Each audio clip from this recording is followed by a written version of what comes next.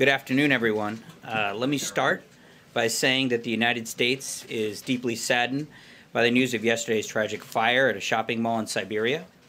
The American people extend our deepest sympathies to the Russian people and the families of those who've lost their lives and were injured in the fire.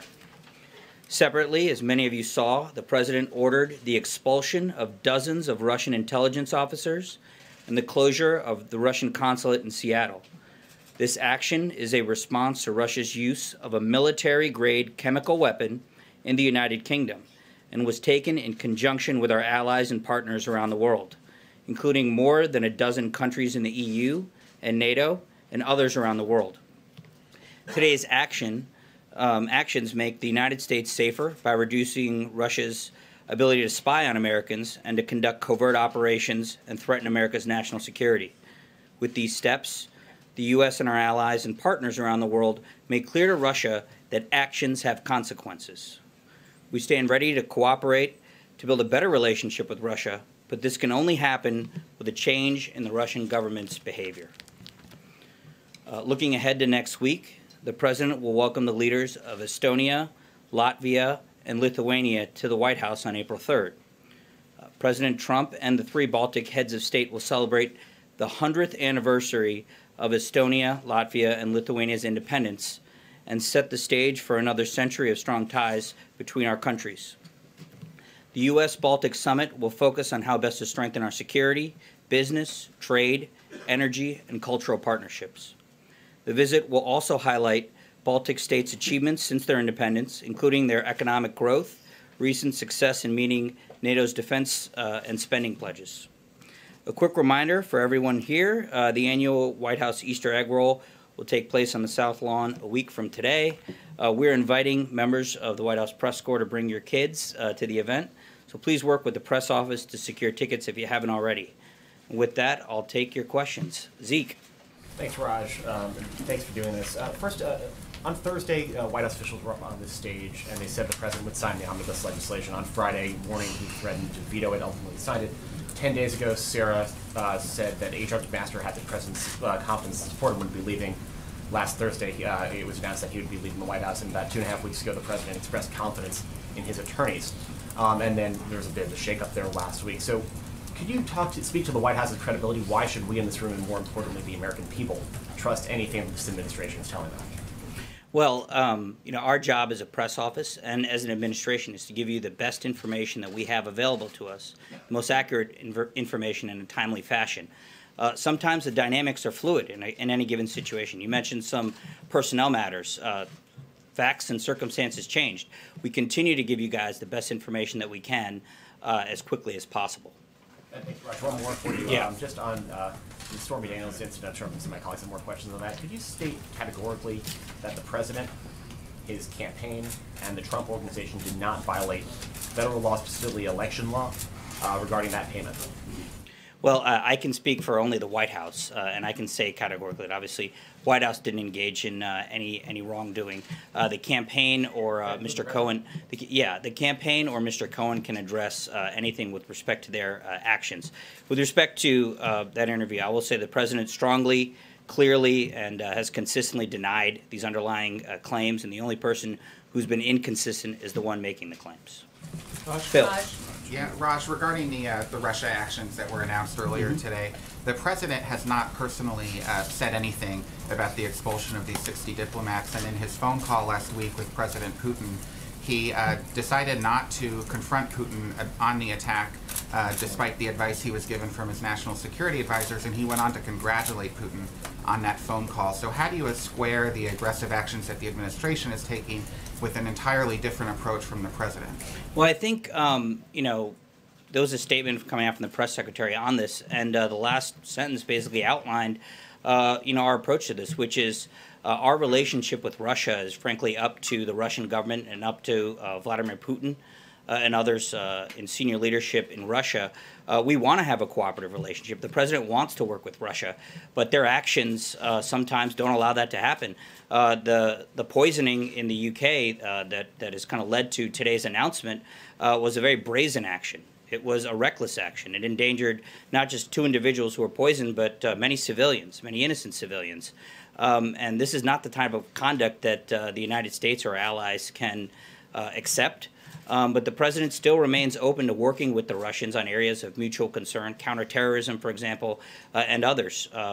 But you know, that's really up to the Russians to decide. But if the president believes it was a reckless and brazen action, why did he not say so to Putin directly when he spoke with him and had the opportunity to do that? Well, he raised a number of issues, and we did secure with Putin on that call some positive interaction when it comes to nuclear arms.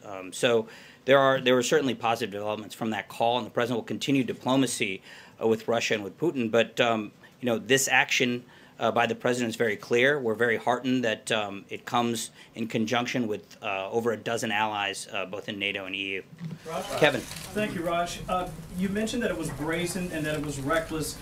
Does an attack on the soil of a valued ally rise to the level of an act of war? Is that the administration's policy here?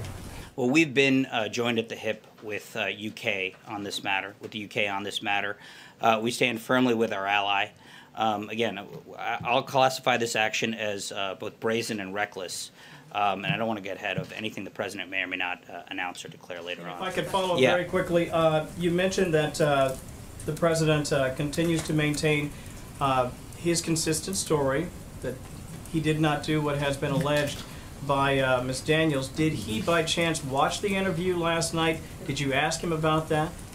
You know, I'm not going to get into you know, what the president may or may not have seen. I'll just say that he's consistently denied these allegations.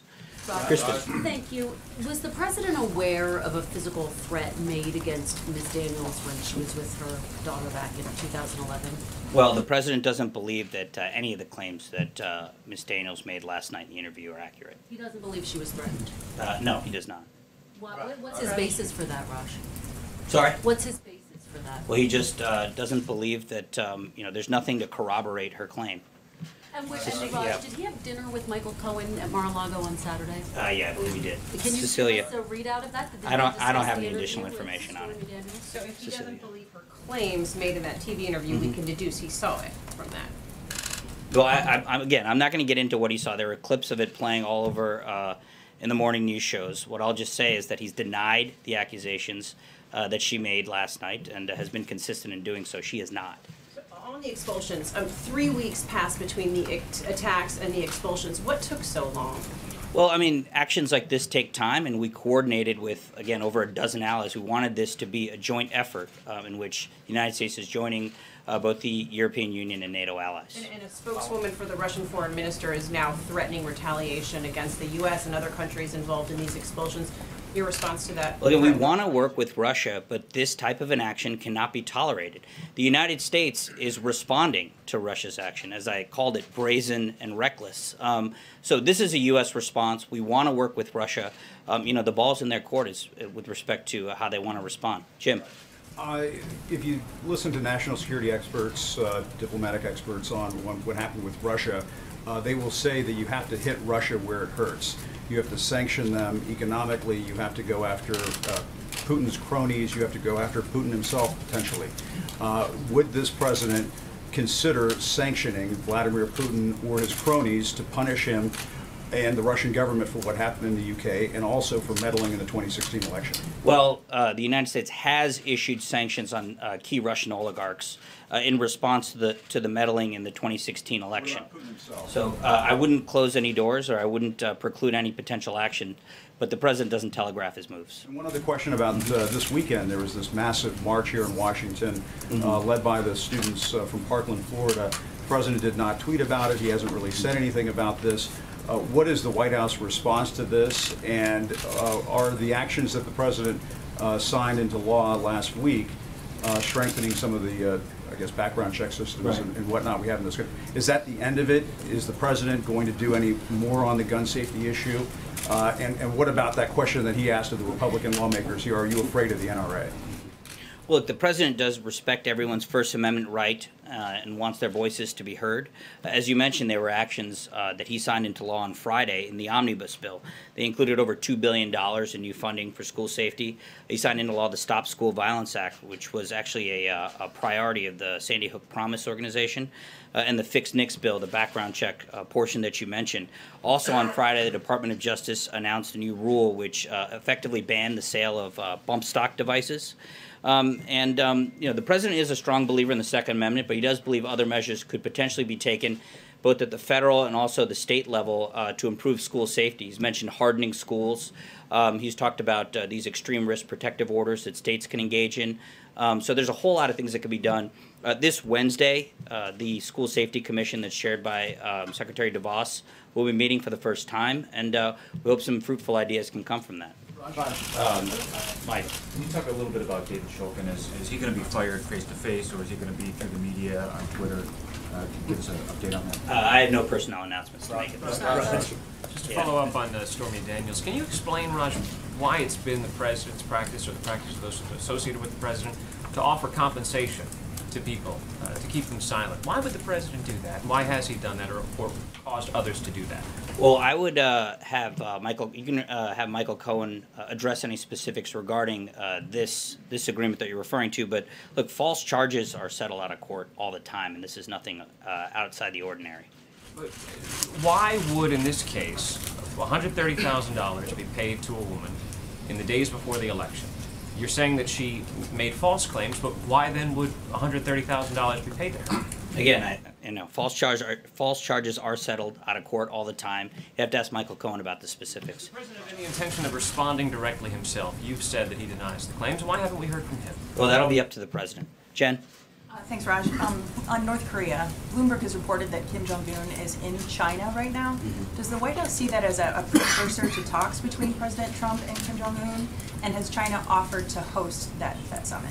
Well, we can't confirm those reports. We don't know if they're necessarily true. What I'll just state, though, is that, where we are with North Korea, is in a better place than we used to be because the president's maximum pressure campaign, in conjunction with dozens of countries around the world, has paid dividends and has brought the North Koreans to the table. So we're looking forward to a potential summit some months in advance. Raj. Yeah, I'd like to. Sorry. Yeah. On Shulkin, does the White House believe that the nation's veterans are best served by having David Shulkin serve as VA Secretary? Well, again, I have no personnel announcements to make at this time when it comes to... How much longer should the Secretary expect to work in the administration? Sorry, say that again? How much longer should the Secretary expect to work in the administration? Guys, I have no personnel announcents. Yeah. Thanks, Raj. The Israeli press is reporting that Prime Minister Netanyahu has begun informing French and German foreign ministers that the U.S. is very likely to pull out of the Iran deal in May. Can you confirm that?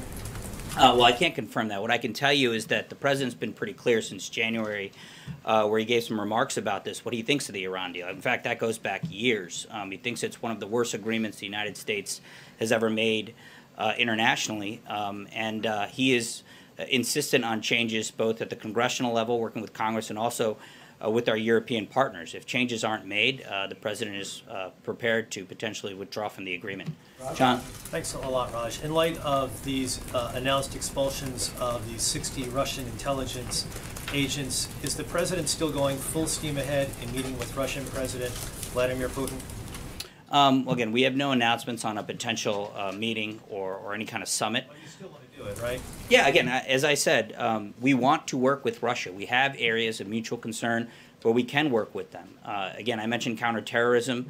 There's, general global stability and other matters where we want to work with Russia. But the ball's in their court. It is up to them on whether we're going to have a fruitful and constructive relationship or an adversarial relationship. I'll give them that gift of meeting with the president after they've done what the U.S. not just alleges, say they've done. They've poisoned a former Russian spy on British soil, and you've punished them for it. Why, at this point, also give them this gift of meeting with the President of the United States? Well, again, there's no meeting to announce. Jordan? Thanks, Raj. Treasury Secretary Mnuchin said this weekend that there might be some kind of workaround for a Supreme Court ruling that said line item vetoes are unconstitutional. What is that workaround, and is that something that the White House is aggressively pursuing and is going to propose that Congress take care of? Well, the president outlined on Friday why he was very frustrated with the legislation that he was given. It was a massive spending bill handed to him at the 11th hour. Spending by Congress hasn't really been executed properly since 1996. They haven't had individual spending bills for over 2 decades. And so this omnibus process, President wants to reform. He's talked about ending the filibuster. He's talked about a line item veto. Obviously, it has to pass constitutional muster, anything that's passed. But he wants to fix the budget process. And his message to leaders in Congress of both parties is that if something similar happens again, he's much more inclined to veto it. On the line item veto in particular, though, have you been able to find a workaround to that Supreme Court ruling that says it's unconstitutional? Well, there are certain things being discussed with respect to House and Senate rules. I don't want to get ahead of anything that we may come out in favor of. John. Yeah. Thank you, Raj. 2 questions. First, last week, Senator Barrasso, the Republican whip, made a very strong speech in which he denounced, as Mark Short did, the necessity to use cloture on all appointments. And he called for a new agreement similar to the bipartisan agreement Senator Schumer had with Republicans in 2013, allowing several votes on nomination to come up and not requiring the cloture so much. Have you talked to Senator Barrasso about this, or has the president talked to him, and is that something the administration endorses? I'm not aware of a White House conversation with Senator Barrasso. I haven't spoken to him. I would generally agree with the concept, but having not seen all the details, I don't want to commit to it. The other thing is that Egypt is having an election this week, and all signs are President al-Sisi will be reelected without much opposition. Does the president plan to call him? I don't have any call plans to read out to you. Trey? Thanks, Raj. The president spoke with Russian President Vladimir Putin last week. Today we saw this major action by the United States to expel these 60 diplomats and additionally close the consulate in Seattle. Why did the president not bring up this poisoning of a former Russian spy with President Putin when he spoke with him on the phone? Well, as I mentioned earlier, the president did discuss a range of issues with Vladimir Putin. But, he's addressed this matter publicly and repeatedly. He addressed it after he spoke with Prime Minister May. He addressed it in the Quad statement and, with this action right now. So the president's made his position and the country's position pretty clear. If I could ask you about the Shulkin, I'm not looking for a personnel announcement here. I'd simply like to ask you, how would you describe the relationship between President Trump and VA Secretary Shulkin? Well, I haven't asked the president about it directly today, so I don't want to comment on it too specifically. You said earlier that the only person who has been inconsistent is the one making these claims, meaning Stormy Daniels. What has she said that's inconsistent? Well, my understanding is that she signed some statements that conflict with what she said last night. Sorry, follow up, Raj. There have been a cascade of expulsion announcements sort of around the globe today. I think some 130 diplomats across 18 countries. What was the U.S. role in this, and can you tell us a little bit more about the president's role in what looks like a pretty coordinated effort? Yeah, well, this was a coordinated effort, and the president spoke with many foreign leaders, our European allies and others, and encouraged them to join the United States in this announcement. We think that this is not just an important message to send to the Russian government, but it's also significant in degrading their intelligence capabilities around the world, not just in the United States. The president has come out strongly about the importance that law enforcement play in this country. Has he commented at all about the shooting death of Stephon Clark? He was unarmed, shot by a police officer. A lot of protests happening across the country as a result. I'm not aware of any comments that he has. I haven't asked him about that directly. Obviously, the president cares about any individual who would be harmed, through no fault of their own. I don't know the specifics in that case, and I don't want to comment any further. All right, thanks, folks.